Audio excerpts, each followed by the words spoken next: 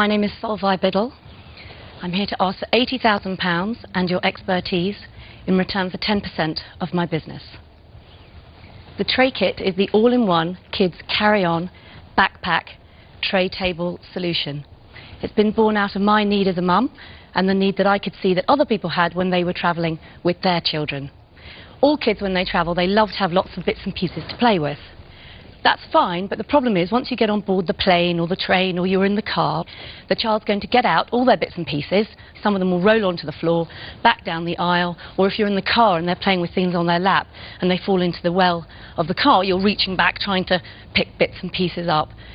So the solution that the tray kit gives us is that the child gets ownership of all the things that they want to carry. They pack it all in their bag.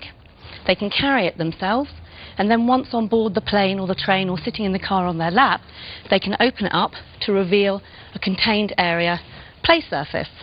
Now, this play surface opens out to reveal an extended play area, which means that it'll still catch your pens and your bits and pieces.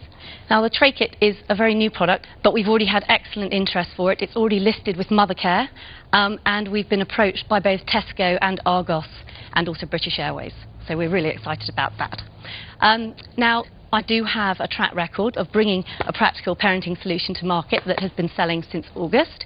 And in year 2013, we're looking to be turning over 1.3 million with a net profit of £541,671. So that's our tray kit. We say, take it, pack it, strap it. Solvej, can I have a look at one? Of course you can. So, as I say, this is a sample. A confident pitch from mother of two, Solvej Biddle. In return for a 10% stake, the inventor needs an £80,000 investment to develop her range of innovative children's products. But exactly what is on offer? James Kahn is keen to find out. What's the other product that you've already launched that's done well? This is called the cot canopy. Again, born out of need.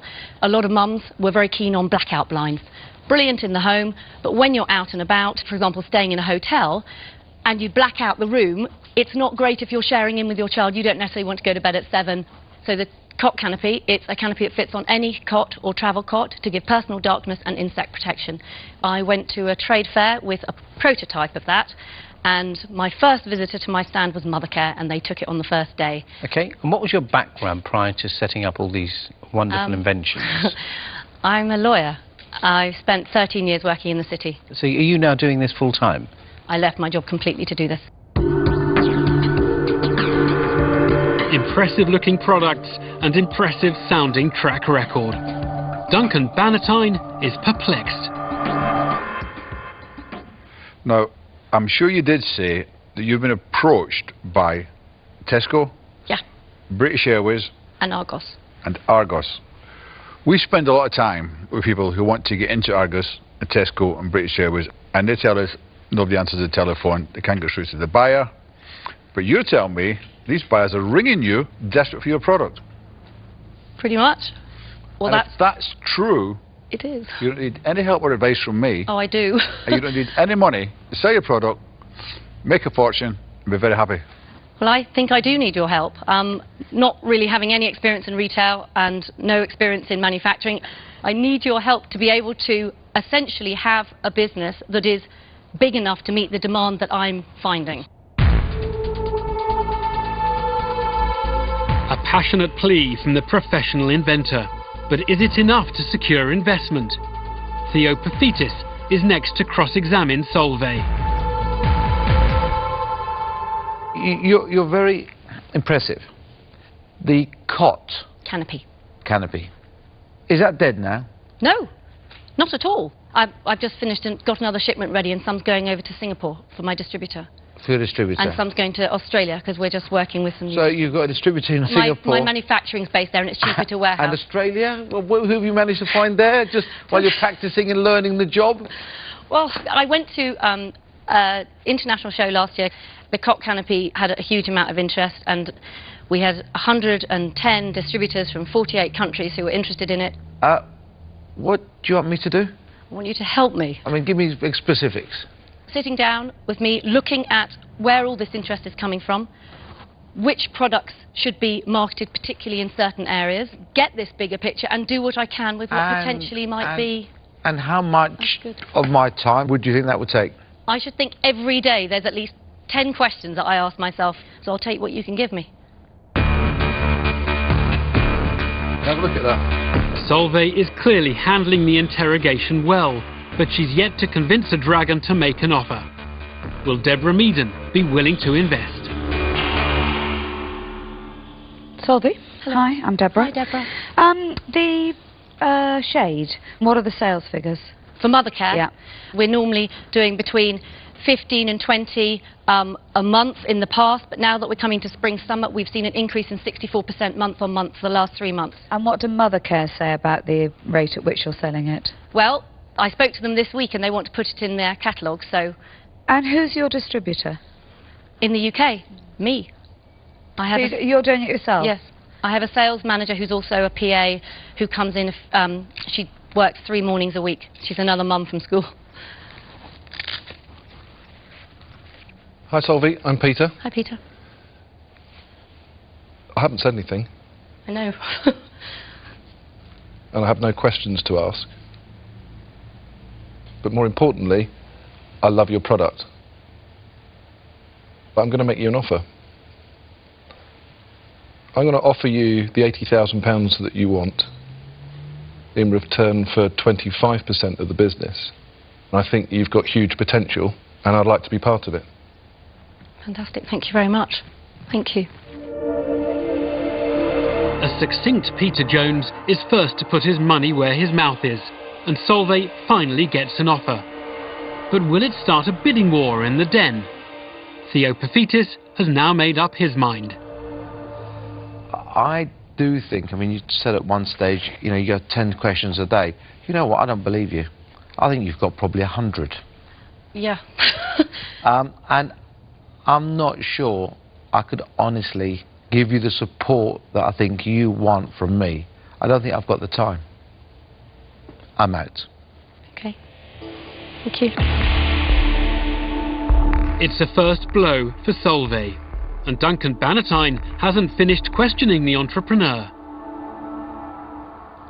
Peter made you an offer of £80,000 for 25% of the company. Yeah. Now, if that was the only offer you got today, would you accept it? I know what Peter can bring to the table. I also am interested to hear if any of you others would be interested in bringing anything to the table. Well, in that case, I'm going to make you an offer. I'm going to offer you exactly the same as what Peter offered you. £80,000 for 25%. James? I really like it. I like the concept, I love the products, and I must admit I'm not surprised that the retailers are taking them on as you've literally brought them out, because they are clearly addressing that niche in the market that you've experienced yourself. So I'll tell you what I'll do. I will offer you the whole amount, and I would be happy to do that for 15%. Thank you, James. Thank you. In a bid to outmaneuver his rivals, James Caan significantly undercuts their offers. Will Deborah Meaden now choose to compete at this level? This is an area I suspect you know that I know very well, because actually there's some people who've been in the den who are also in a similar situation that I have previously invested in. I also understand the difficulties. I like the products. I'm very encouraged that Mother Care, having had it online, are now looking to list it in their catalogue, because that is very precious space to them. And I'm going to make you an offer. I'm going to match Peter's offer. I'm going to offer you the £80,000 for 25% of the business. Now, I know you've had a better percentage offer, but what you've got to decide, because I'm sure you do know about my knowledge in this sector and my contacts in this sector, you've just got to decide whether or not that is worth paying a premium for. Can I think about it for a minute? Wow. I would. Please. That's a lot to think about. An overwhelmed Solvej has 4 offers on the table. But she must now choose between the experience of particular dragons or retaining a much higher percentage of her company.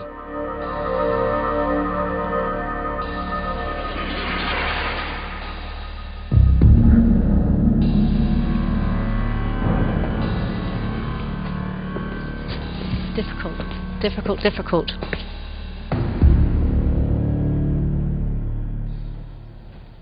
Peter, would you do it for 20%?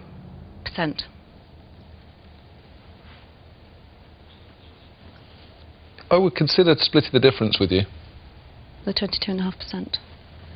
But it does make a big difference if you had Deborah and I. I think I can add great value in one side of the business for you, and that is the tactical negotiations. But I think that you really do need that marketing piece, and it's whether Deborah can be convinced to do that. Deborah, how do you feel about that? Yeah, okay. With Pete, I'll match that. I'll match that. Do either of you feel that James should be in on anything? James has made it an offer at a level that I would not be in the slightest bit interested in splitting with. The level that Peter's talking about makes it splittable.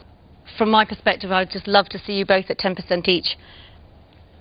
The 2.5%, you just shouldn't walk away from this deal. James, so you're sticking with your 15 for the 80,000? Yeah.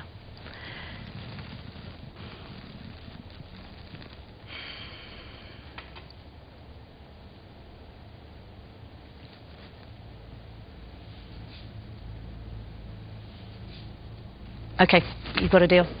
Well done. Solvej's done it.